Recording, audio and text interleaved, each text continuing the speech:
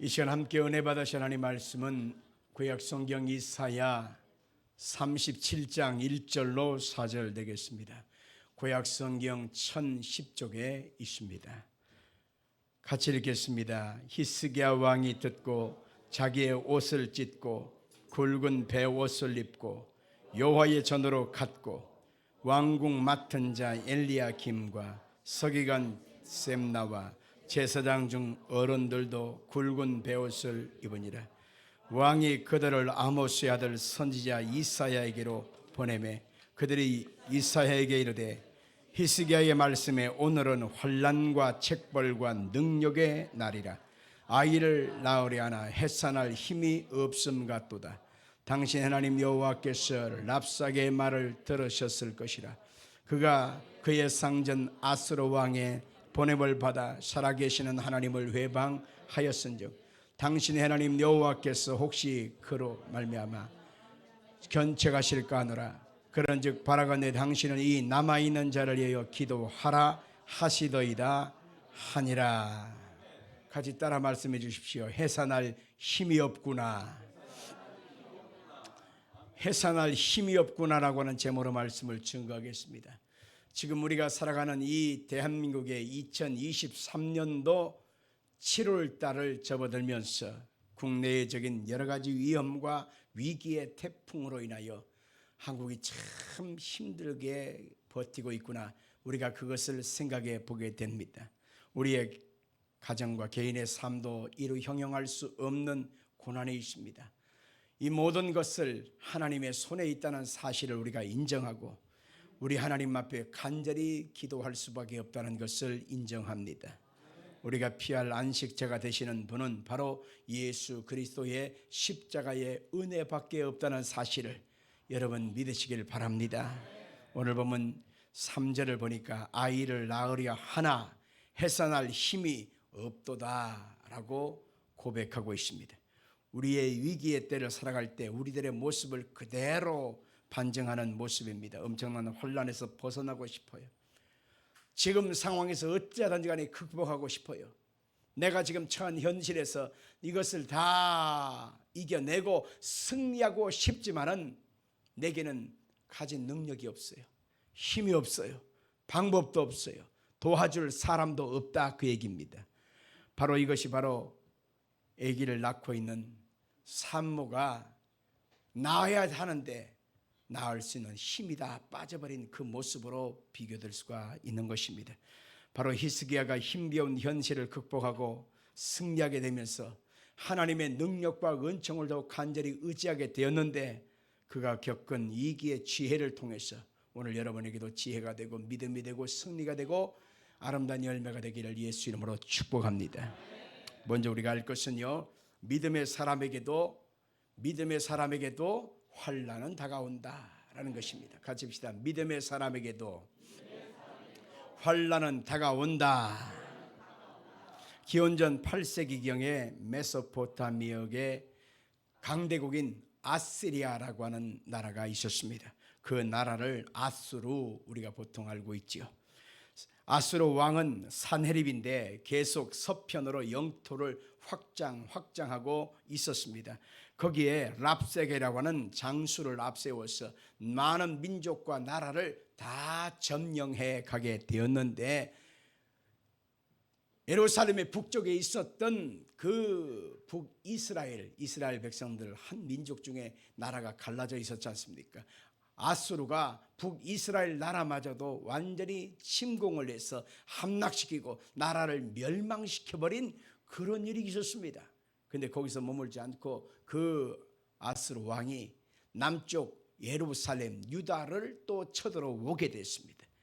그런 상황에서 그 왕이 누구냐면 히스기야 왕이었습니다.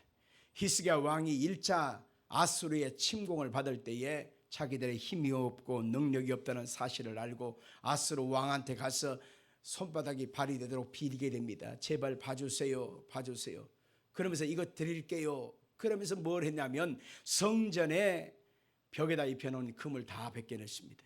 기둥에다 입혀놨던 모든 금을 다 벗겨냈습니다. 은금 보물을 다 갖다 바치면서 제발 봐주세요.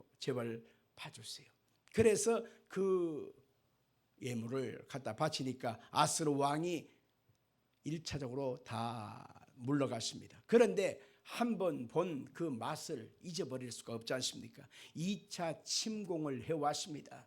장수 랍사게를 앞세우고 18만 5천 명의 대군이 예루살렘을 쳐들어오게 돼서 겹겹이 에워싸게 된 것입니다. 그 상황에서 랍사게는 끊임없이 항복을 권유했습니다. 자기 왕 사네립에게 항복하면 행복을 주겠다는 것입니다. 그리고 너희들에게 있는 자유, 곡식, 포도주, 감람류, 꿀이 있는 지방으로 이전시켜서 너희들의 앞길을 책임져 주겠다, 이렇게 유혹을 했던 것입니다. 유다에서는 말을 탈 수 있는 사람이 없기 때문에 우리들의 군대를 이길 수가 없다. 말 2,000포리를 내준다고 해도 탈 사람이 없으니까 너희들은 우리를 이길 수가 없다. 그리고 히스기야 왕의 말을 믿지 마라. 그가 말하기를 하나님이 지켜준다고 말했지, 그러나 하나님 의지해봤자 아무 소용없어. 왜냐하면 우리들이 의지하는 신 앞에, 우리들의 왕 사네립 앞에 어느 민족이든 어느 나라든 항복하지 않은 나라가 없어. 그러니 너희들도 하나님 의지해봤자 아무 소용없으니 항복하라, 이렇게 말을 했던 것입니다. 여러분, 이렇듯 믿음의 사람에게도 환난이 다가온다는 사실을 우리가 한번 생각해 봐야 합니다. 하나님을 잘 믿고 믿음으로 살고 믿음으로 순종하고 하나님께 예배를 잘 드리는 사람에게도 이상하리만큼 환난이 다가온단 말입니다. 그러면 우리는 그것을 어떻게 해석해야 되느냐? 이것은 바로 하나님께 영광 돌릴 기회다, 이렇게 해석을 해야 합니다. 같이 합시다. 이 환난은 하나님께 영광 돌릴 기회다. 아멘.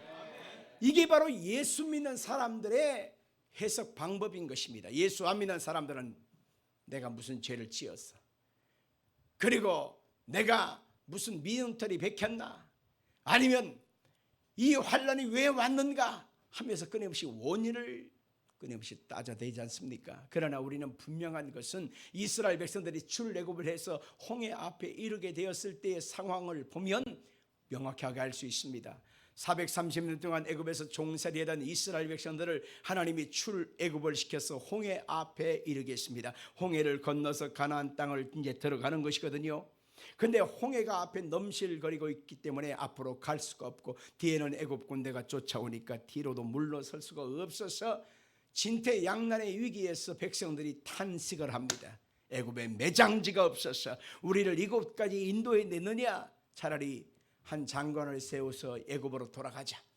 하나님이 왜 이렇게 고난을 주는 거야? 이런 하나님은 믿을 이유가 없어.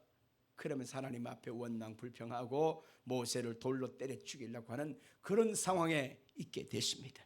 그때 모세는 어떻게 해석합니까? 아니야, 하나님이 여기까지 인도해 주신 것을 보면 하나님이 우리 가운데 죽이려고 데리고 왔겠냐? 하나님이 우리에게 반드시 새로운 길을 주실 것이다. 앞에도 막히고 뒤에도 막혀 있지만 분명히 하나님의 예비된 방법이 있을 거야. 그러니 현실만 바라보지 말고 일하고 역사하시는 하나님을 우리가 믿음으로 바라보자 선포했는데 백성들은 믿음이 없었던 것입니다. 그래서 환난 그 자체 속에서 탄식하고 절망하지 않을 수가 없었던 것입니다. 여러분들, 믿음의 사람은 고통 속에서 하나님의 일하심을 보는 것입니다. 현실만 보고 탓하고 원망하고 누구 때문이야 말하지 않고 하나님의 역사하심, 또 다른 일을 행하시고 더 좋은 길을 열어주시는 하나님을 믿음으로 바라보는 것입니다. 그 믿음의 사람을 만드시기 위해서 하나님은 환난을, 고난을, 어려움을, 문제를, 절망을 주신다고 하는 사실을 알 수가 있는 것입니다. 둘째로 우리가 알 수 있는 것은 하나님의 도우심을 받으려면 내게는 힘이 없다라고 하는 사실을 고백해야 합니다. 같이 해볼까요? 내게는 해결할 힘이 없습니다. 아멘. 히스기야 왕은 신복들부터 아스로와 장수 랍사게의 선전포고문을 받아들이게 됐습니다. 그것을 받아든 순간 너무 참담하고 너무너무 기가 막혀서 막 옷을 찢었다고 했습니다. 그리고 베옷을 갈아입었다, 그렇게 말하고 있습니다. 오늘 보면 2절을 봅니다. 오늘은 환난과 책벌과 능력의 날이라 아이를 낳으려 하나 해산할 힘이 없음 같도다 라고 말을 했습니다. 그리고 열왕기하 19장 3절에 보니까 이 본문을 똑같이 이렇게 말하고 있습니다. 시작.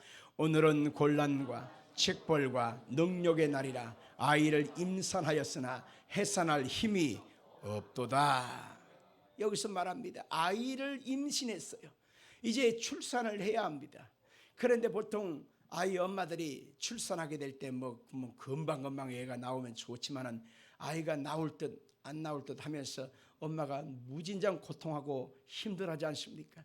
그리고 몸이 기운이 빠지니까 자꾸 졸려요. 오늘 시간 졸리는 분들은 혹시 그 가능성이 있는지 모르겠어요. 졸려요. 그러면 산파들이 뭐라고 합니까? 잠들면 안 돼요. 빨리 일어나요. 힘내요. 힘내요. 그러면서 말하는 것을 내가 텔레비를 통해서 봤어요.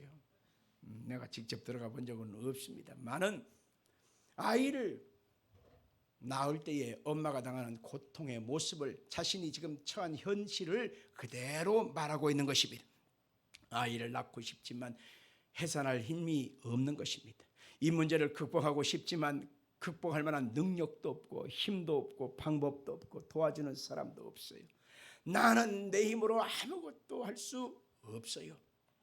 이게 바로 하나님 앞에 고백해야 될 우리의 고백인 것입니다. 하나님의 역사하심을 바라보는 사람에게는 또 다른 하나님의 능력이 임한다는 사실을 믿으시길 바랍니다. 아수르 군대는요, 보통 어떤 모습이냐면 기병은 그 말 위에다가 갑옷을 입혔습니다. 그리고 마차를 사용했고 보병은 긴 창과 방패로 무장했는데 그 긴 창이 바로 장창방진 기술이라고 해서 적들이 쳐들어오면 긴 창으로 먼저 제어하는 그런 그 전술을 갖고 있었습니다. 그리고 성을 공략할 때는 공성탑을 사용했고 성을 포위해서 수원과 보급을 다 끊어서 그냥 그 성에서 항복하여 나오지 않는 순간 그들은 다 물이 끊어서 굶어 죽든지 목말라 죽든지 다 죽을 수밖에 없는 그런 상황을 처하게 되었던 것입니다. 앞을 가도 뒤로 가도 사방을 가도 방법이 없고 절망에 처할 때 그 절망 앞에서 탄식하는 것이 사람의 모습 아니겠습니까? 보통 신학 4년의 공부를 마치고 나서 졸업반이 되어지면 졸업할 때에 길이 열리는 사람도 있지만 길이 안 열린 사람들도 있습니다. 그때 신학 4학년들이 졸업반 때 되면 부르는 찬송가가 있다는 사실을 아십니까? 찬송가 375장 아는 분 한번 같이 따라해 볼까요? 나는 갈 길 모르니 주여 인도하소서. 어디 가야 좋을지 나를 인도하소서. 어디 가야 좋을지 나를 인도하소서. 아무것도 모르니 나를 가르치소서. 어찌해야 좋을지 나를 가르치소서. 어찌해야 좋을지 나를 가르치소서. 아기가 어리니 나를 도와주소서. 힘도 없고 약하니 나를 도와주소서. 힘도 없고 약하니 나를 도와주소서. 아멘. 이 가사의 내용 그 한 구절 한 구절이 어찌 그리 마음이 그대로 내 마음의 심정과 상황을 그대로 반증하는지 모르겠습니다. 사람이 뭔가의 소망을 꿈꾸고 열정을 갖고 의욕을 가지고 뭔가를 해보고 싶은데 하는 일마다 안 되고 사방이 막히고 캄캄함이 반복되어지면 사람은 절규하고 절망할 수밖에 없습니다. 바로 그 순간에 꼭 기억해야 될 일은 내가 고백하면서 하나님의 은혜를 도우심을 구하면 하나님은 새로운 일을 하신다는 것입니다. 우리가 실제로 알 수 있는 것은 저나 이복의 관건은 사람 앞에 무릎 꿇는 것이 아니라 하나님께 먼저 무릎을 꿇는 것입니다. 같이 해볼까요? 사람 앞에 무릎 꿇는 것이 아니라 하나님께 먼저 무릎을 꿇자. 아멘. 랍사게가 잠시 왕을 만나기 위해서 림나라고 가게 됐을 때에 왕으로부터 그 사네립 왕으로부터 그 히스기야 왕한테 직접적인 그 편지가 왔습니다. 그 편지는 항복하라고 하는 그런 선천포고였습니다. 그때에 너무 참남해서 너무너무 기가 막혀서 히스기야 왕이 가슴을 치면서 옷을 찢었다는 것입니다. 네가 의지하는 하나님이 너를 도와줄 줄 알아? 아무 쓸데없는 짓이야. 그러니까 너는 빨리 항복해. 이런 소리를 들을 때 가슴을 치지 않을 수가 없잖아요. 그때 이 편지를 들고 히스기야 왕이 한 것은 하나님의 성전으로 들어갑니다. 그리고 그 앞에다가 펴놓고 하나님 앞에 기도했다라는 것입니다. 자, 16절로 20절 말씀 같이 보겠습니다. 고룹 사이에 계신 이스라엘 하나님 만군의 여호와여, 주는 천하 만국의 유일하신 하나님이시라. 주께서 천지를 만드셨나이다. 여호와여, 귀를 기울여 들으시옵소서. 여호와여, 눈을 뜨고 보시옵소서. 사네립이 사람을 보내어 살아계시는 하나님을 회방한 모든 말을 들으시옵소서. 여호와, 아수르 왕들이 과연 열국과 그들의 땅을 황폐케 하였고 그들의 산들을 불에 던져 싸우니 그들은 신이 아니요 사람의 손으로 만든 것뿐이요 나무와 돌이요. 그러므로 멸망을 당하였나이다. 우리 하나님 여호와여, 이제 우리를 그의 손으로 구원하여 천하 만국이 주말이 여호와이신 줄을 알게 하옵소서 하니라. 아멘. 펼쳐 놓았습니다. 하나님 보시옵소서. 하나님을 망령되이 일컫고 하나님의 역사하심을 부정하고 하나님을 대적하는 저 악한 인간이 이렇게 하나님 편지를 보냈나이다. 하나님은 역사하여 주옵소서. 귀를 열어 들으시고 눈을 열어 보시옵소서 하면서 이것을 펼쳐놓고 하나님 앞에 간절히 기도했다는 내용이 오늘 본문의 말씀인 것입니다. 그리고서 하나님의 영광을 구하고 위를 열어 주옵소서, 환경을 열어 주옵소서, 하나님이 통치해 주옵소서 라고 눈물로 기도했습니다. 그런데 하나님이 참 희한한 것은 일반 백성들의 기도도 응답하지만 책임자의 기도, 주권 맡은 자의 그 모습이 하나님께 무릎을 꿇으면 하나님이 그 사람의 기도를 들으시고 역사해 주신다는 것입니다. 교회에서는 목사가 무릎을 꿇어야 되고, 가정에서는 가장이 무릎을 꿇어야 되고, 회사에서는 회사의 사장이 무릎을 꿇어야 합니다. 그러면 주권 맡은 자가 하나님 앞에 무릎을 꿇고 하나님의 임재하심을 구하고 하나님의 역사하심을 구하는 그 겸손함 속에 하나님이 일을 행하고 성취해 주는 것입니다. 중요한 것입니다. 책임 맡은 자가 하나님을 대적하고 하나님을 조롱하고 하나님 없는 인생을 자꾸 추구하면서 시간만 보낸다면 해결될 기미도 방법도 없는 것입니다.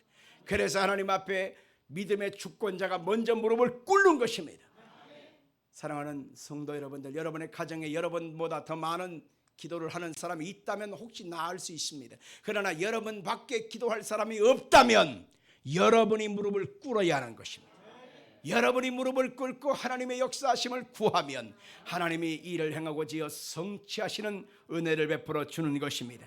하나님의 손이 어떻게 움직입니까? 천사를 보냈습니다. 그리고 그 천사가 밤에 두루다니면서 탁탁탁탁 치니 마른 볕단처럼 다 쓰러져서 18만 5천 명이 다 송장이 되었다고 성경은 말하고 있는 것입니다. 이사야 37장 21절로 23절입니다. 아모스의 아들 이사야가 사람을 보내어 히스기야에게 이르되 이스라엘 하나님 여호와께서 말씀하시되 네가 앗수르의 산헤립 왕의 일로 내게 기도하였도다 하시고 여호와께서 그에게 대답하여 이르시되 처녀딸 시온이 너를 멸시하며 조소하였고 딸 예루살렘이 너를 향하여 머리를 흔들었느니라. 네가 회방하며 능욕한 것은 누구에게냐? 네가 소리를 높이며 눈을 들어 향한 것은 누구에게냐? 곧 이스라엘의 거룩하신 이에니라. 아수르의 왕 산헤립이 선전포고를 하면서 하나님을 조롱하고 히스기야를 멸시하는 것은 뭐냐? 하나님을 조롱한 것이란 말입니다. 그래서 하나님께서는 일을 행하십니다. 어떻게 행하셨습니까? 성경 35절로 36절 읽습니다. 대전 내가 나를 위하여 내 종 다윗을 위하여 이 성을 보호하며 구원하리라 하셨나이다 아니라 여호와의 사자가 나가서 아스로 진중해서 18만 5천인을 쳤으므로 아침에 일찍이 일어나 본즉 시체뿐이라. 퍼펙트한 하나님의 승리, 완벽한 하나님의 승리를 여기서 볼 수가 있는 것입니다. 하나님의 사자 천사들이 나가서 움직이더란 말입니다. 자, 이게 우리의 삶에도 똑같이 일어난다는 사실을 믿으시면 아멘 합시다. 예수 믿는 사람에게는 예수 이름의 권세를 가지고 기도할 수 있는 권세, 기도의 능력을 주셨기 때문에 예수 믿는 여러분과 제가 예수 이름을 가지고 기도할 때에 하나님께서는 들으시고 천사를 명하사 하나님이 해결하시는 역사를 이루어 주시는 것입니다. 그것뿐이 아니었습니다. 림나에 있었던 아스로 왕 산헤립이 예루살렘을 포위하고 있던 그 18만 5천 명이 전멸했다라고 하는 사실을 듣고 나서 급거 수도 느니에로 돌아가게 되었습니다. 그래서 자기가 섬긴 신 니스록에게 그 경배하고 귀신을 섬길 때에 참 우스운 일이 생겼습니다. 그 몸에서 난 두 아들이 있는데 큰아들 아드람멜렉과 두 번째 사레셀이라고 하는 둘째 아들이 아버지가 귀신을 섬기고 우상을 섬기고 있을 때 뒤로 가서 아버지를 찔러 그래서 아버지를 죽였다는 것입니다. 성경에 기록된 내용인 것입니다. 그래서 하나님께서 그 산헤립을 완전히 끝장을 내버리는 그 모습을 보면서 우리가 뭘 볼 수 있어야 되냐면 아하, 기도하면 하나님이 움직이신다. 아하, 기도하면 하나님의 끝을 볼 수가 있구나. 이것을 알아야 하는 것입니다. 그것뿐이 아닙니다. 우리가 꼭 알 것은 겹치는 환난 때에도 의지할 것은 하나님밖에 없다라는 것입니다. 같이 합시다. 겹치는 환난의 때에도 의지할 것은 하나님밖에 없다. 히스기야 왕이 국가적인 위기를 하나님을 찾음으로 의지함으로 해결했고 승리하게 됐어요. 그런데 이번에는 어떤 일이 생겼냐면 자신의 몸에 병이 들어서 급거 죽게 되었다는 것입니다. 선지자 이사야가 와가지고 말합니다. 너는 곧 죽을 것이다. 유언하고 가산을 정리하라. 선지자가 말하면 그대로 되는 거거든요. 그런데 자기 자신이 몸이 병들고 죽게 됐다는 사실 앞에서 가만히 생각해 보니까 내가 의지할 것은, 내 마음에 간절히 붙잡을 수 있는 것은 역시 하나님밖에 없구나. 그 사실을 또 인정하게 되고 몸이 축축 처지니까 이제는 멀리 갈 수도 없습니다. 자기 방에 그 벽을 쳐다봅니다. 그리고 그 벽을 향하여 얼굴을 들고 하나님께 울부짖어 기도합니다. 하나님, 내가 지금 주님 앞에서 전심과 진심으로 행한 것을 꼭 기억해 주옵소서. 하나님 외에는 내가 살 길이 없나이다. 하나님 기억하옵소서 하고서 통곡했다는 것입니다. 그러자 하나님께서는 그 히스기야의 기도를 들었다는 것입니다. 그리고 그 히스기야의 목숨을 15년 연장시키고 모든 아수르의 공격에서 막아주신다고 하는 약속을 주신 것입니다. 자, 이사야 38장 3절로 6절 읽어봅시다. 여호와여 구하오니 내가 주 앞에서 진실과 전심으로 행하며 주의 목전에서 선하게 행한 것을 기억하옵소서 하고 히스기야가 심히 통곡하니 이에 여호와의 말씀이 이사야에게 임하여 이르시되 너는 가서 히스기야에게 이르기를 내 조상 다윗의 하나님 여호와께서 말씀하시기를 내가 내 기도를 들었고 내 눈물을 보았노라. 내가 내 수완에 15년을 더하고 너와 이 성을 아수르의 왕의 손에서 건져내겠고 내가 또 이 성을 보호하리라. 하나님 그분은 약속의 말씀을 반드시 이루시는 분입니다.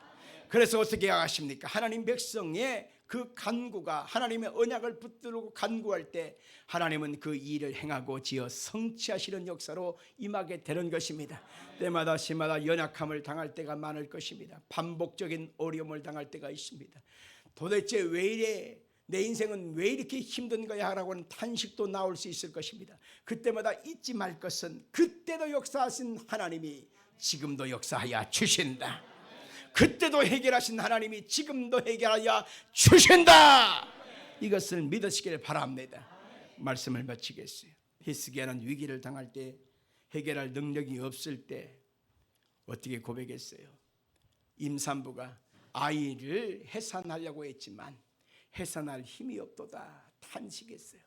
그때 그가 한 일은 하나님께 전심과 진심으로 하나님께 부르짖어 기도하는 것이었고, 하나님은 그 소리를 들으셨고 일을 행하고 지어 성취해 주신 것입니다. 또 겹치는 문제가 닥쳤어요. 자기가 목숨이 이제는 끝날 때가 되었습니다. 그때가 나이가 39살이었습니다. 39살 창창한 나이가 됐는데 그가 죽게 되었을 때 하나님을 또 찾고 의지함으로 해결한 것을 볼 수가 있는 것입니다. 하나님 그분은 우리가 하나님을 찾게끔 하시기 위하여 환난과 고난을 주신다는 것입니다. 성경은 말하고 있습니다. 하나님은 상한 갈대를 꺾지 아니며 꺼져가는 심지마다 끄지 아니하시는 하나님이라고 말하고 있습니다. 마태복음 12장 20절 읽습니다. 상한 갈대를 꺾지 아니하며 꺼져가는 심지를 끄지 아니하시기를 심판하여 이길 때까지 하시리니. 하나님은 통해하는 심정을 하나님이 거절하지 않습니다. 시편 51편 17절 하나님께서 구하는 제사는 상한 심령이라 하나님이여 상하고 통해하는 마음을 주께서 멸시하지 아니하시리라. 또한 하나님은 자기를 찾는 자를 버리지 않는다는 것입니다. 시편 9편 10절입니다. 여호와여 주의 이름을 아는 자를 주께서 의지하오리니 이는 주를 찾는 자들을 버리지 아니하심이로다. 시편 50편 15절 환난 날에 나를 보러라 내가 너를 건지리니 네가 나를 영화롭게 하리로다. 이사야서 66장 9절에 한번 읽습니다. 여호와께서 이르시되 내가 아이를 갖도록 하였은즉 해산하게 하지 아니하겠느냐. 내 하나님이 이르시되 나는 해산하게 하는 이인즉 어찌 태를 닫겠느냐 하시니라. 아멘. 끊임없는 예측 불가능한 상황이 반복되고 있습니다. 그것을 환난과 고난과 징책과 능력의 날이라고 우리가 생각할 수 있습니다. 그리고 그런 상황을 우리는 아이를 잉태했으나 해산할 수 없는 형편이라고 말할 수가 있습니다. 그러나 우리는 꼭 기억해야 될 일은 하나님은 자비와 긍휼과 은총이 무한하시다는 것입니다. 하나님을 찾고 의지하는 자를 결단코 멸시치 않습니다. 그 소리를 듣고 계십니다. 그 기도의 소리가 끊어지지 않는 이상 하나님의 역사는 우리를 떠나가지 않는다라고 하는 것입니다. 기도만이 귀신을 쫓아낼 수 있는 힘입니다. 기도만이 병든 곳에서 놓여 건강을 얻는 힘입니다. 기도만이 물질 문제가 해결되어지고 기도만이 하나님의 사자 천사들이 움직이는 관건이 되는 것입니다. 아멘. 지난 6월 21일 날 유튜브 채널 유병재에 출연한 과학 유튜버 궤도라고 하는 분이 있습니다. 그가 곤충 학자들조차도 싫어하는 곤충이 딱 하나가 있다면 그것이 바로 뭐냐? 모기라고 말을 했습니다. 세상에서 정말 불필요한 존재요 없어져도 되는 생명체가 바로 뭐냐? 모기라고 말을 했습니다. 그래서 실제로 얼룩 날개 모기의 학술명인 에나폴리스인데 그 어원도 도움이 되지 않는 존재 이런 뜻이래요. 실상은 우리가 그렇습니다. 모기 이제 막 다니고 있잖아요. 그런데 그 모기 때문에 얼마나 많은 사람이 고통을 당하는지 모릅니다. 2023년 1월부터 4월까지 국내 말라리아 환자가 40만 명이 넘어섰고 일본 뇌염주의보가 발령이 되었고 5월 18일 수원에 있는 경기도 보건환경연구원에서 연구원이 모기 분류 작업을 시연을 하고 있습니다. 그 대표적인 것이 바로 뭐냐면 말라리아입니다. 말라리아는 바로 모기가 퍼뜨린 질병이지요. 세계 보건기구 WHO가 지난 3월 달에 발표를 했는데 작년 21년도 말라리아 통계 때문에 그 얼마나 고통당했나. 환자를 집계해 보니까 2억 4,700만 명이 모기 때문에 고통을 당했대요. 그리고 그 모기 때문에 61만 9천여 명이 사망을 했대요. 그러니 과학자들도 기피할 만큼 제일 싫어하는 게 모기요. 또 모기는 이 땅에서 전혀 한 마리도 필요 없으니 다 사라져야 된다. 이렇게 말하지만 실상은 많이 연구하는 그 대학 교수들, 과학자들은 무슨 소리요? 모기 필요해. 이렇게 말하더라는 것입니다. 우리 생각에는 필요 없는 존재라고 생각하는데 아니라는 거예요. 모기가 꼭 있어야 된다는 거예요. 첫째 이유. 모기가 사라지면 초콜릿을 못 먹는다. 같이 봅시다. 모기가 사라지면 초콜릿을 못 먹는다. 또 무슨 또 황당한 소리. 설교다 말고 목사님이 왜 갑자기 모기로 가시는지가 이유가 뭐냐. 브라우케 피셔, 그 다음에 오버스 한스 베르크라고 하는 과학자가 책을 펴는데 모기가 우리한테 해준 게 뭔데? 라고 하는 책을 냈는데 거기에 보면 모기가 없으면 초콜릿을 먹을 수 없다라고 하는 발표를 했습니다. 좀 모기가 작은 모기가 있는데 그 작은 모기는요, 카카오 꽃가루를 운반하는데 수분을 옮겨가고 꽃가루를 옮겨가는 그러한 수종을 돕는 매개체가 모기라는 것입니다. 카카오 꽃은 매우 작고 구조가 복잡한데 0.3mm 채 되지 않는 이 좀모기가 모기만이 카카오 꽃 속에 들어가서 그 카카오 꽃 속에 있는 화분깔이 그 모종거리를 이렇게 옮겨서 수종을 시킨다는 것입니다. 그래서 열매를 맺게 한다는 것이죠. 그런데 그 모기가 멸종해 버리면 카카오, 우리가 먹고 있는 초콜릿을 만들 수가 없다. 이렇게 얘기를 하는 것입니다. 두 번째, 모기가 쓸모있는 이유, 혈전 방지 및 피부 면역 연구에 좋다. 이것도 무슨 또 황당한 소리인지 모르겠습니다만 들어보십시오. 모기의 흡혈 방식은 의약품 개발 연구에 아주 응용되기도 하는데요. 곽재식 숭실사이버 안전공학과 교수가 있는데 그가 저서 아파트 생물학이라고 하는 그 저서에서 모기의 타액 속에 있는 아노펠린의 효과를 설명했습니다. 모기가 와서 팔뚝을 물고 발목을 물고 자관 우리 살에다가 침을 한 방 쏩니다. 그러면 아노펠린이라고 하는 모기의 타액이 몸속으로 들어온다는 것입니다. 혈관 속으로 들어온다는 것입니다. 그러면 우리 몸속에는 기본적으로 늘 있는 그 피 속에 흐르는 트롬빈이라고 하는 혈액 응고제가 있다는 거예요. 트롬빈. 근데 그 트롬빈이 흐르고 있는데 그것이 쌓이면 혈전이 되어지고 그것이 쌓이면 동맥경화가 되어지고 그 쌓이면 혈관이 막혀서 뇌졸중 중풍이 된다는 것입니다. 그런데 모기가 쏘는 그 타액, 그 아노펠린이 한 방 쏘이면 그 혈전을 다 녹여버린대요. 이 사람이 얘기한 거예요. 내가 얘기한 게 아니라. 그래서 적당하게 모기를 맞는 것도 좋은 거라는 거예요. 아유 참나. 모기 맞는 것도 괜찮다 그 얘기예요. 많이 맞는 것은 그렇고. 세 번째, 모기가 필요한 이유는 뭐냐? 먹이 사슬 연결고리가 형성되기 때문에 그렇다는 것입니다. 양영철 을지대 보건환경안전과 교수가 있는데 그 사람의 발표해 보니까 모기의 요청인 장구벌레는 단백질이 높은 먹잇감인데 장구벌레가 사라지면 이를 잡아먹는 송사리 등 개체수가 감소될 수밖에 없다. 그래서 장구벌레가 잘 먹는 이 모기가 없어지면 장구벌레도 없어지고 장구벌레가 없어지면 송사리도 없어지고 그럼 먹이 사슬이 다 끊어진다. 오, 그렇구나. 그래서 결론은 뭐냐면 모기는 세상에 불필요한 존재가 아니라 꼭 필요한 존재다. 이렇게 결론할 수 있다는 것입니다. 다시 말하면 하나님이 우리 인생들에게 고난을 주신다고 하는 것도 한번 생각해 보자 말이에요. 고난을 누가 좋아합니까? 어려운 문제가 닥치고 갑자기 불가항력적인 상황이 내 삶에 펼쳐지면 여러분 그걸 누가 기뻐하겠습니까?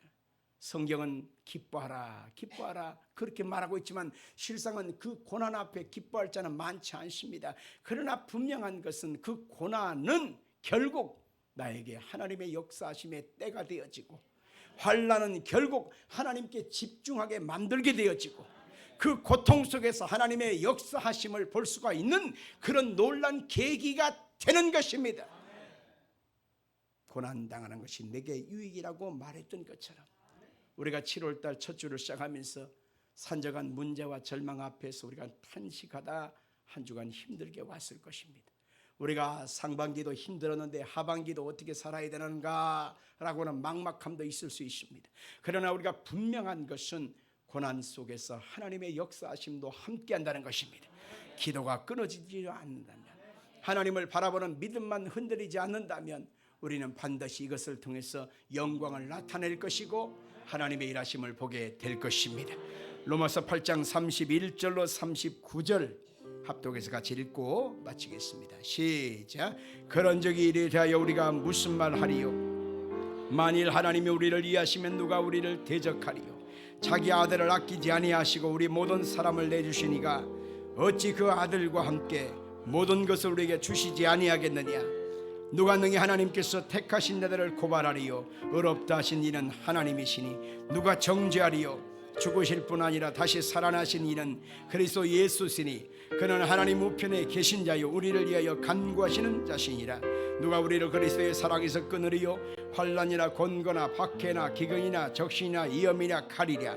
기록된 바 우리가 종일 주를 위하여 죽임을 당하게 되며 도살할 양같이 여김을 받았나이다 함과 같으니라. 그러나 이 모든 일을 우리를 사랑하시는 이로 말미암아 우리가 넉넉히 이기느니라. 내가 확신하노니 사망이나 생명이나 천사들이나 권세자들이나 현재 일이나 장래 일이나 능력이나 높음이나 기쁨이라는 어떤 피조물이라도 우리를 우리 주 그리스도 예수 안에 있는 하나님의 사랑에서 끊을 수 없으리라. 오늘 여러분들과 제가 주님을 붙잡고 있다면, 하나님을 기대하고 있다면, 하나님의 역사를 소망하고 있다면 우리는 반드시 승리하게 되어 있습니다. 그 승리가 여러분 것이 되기를 주 이름으로 축원합니다.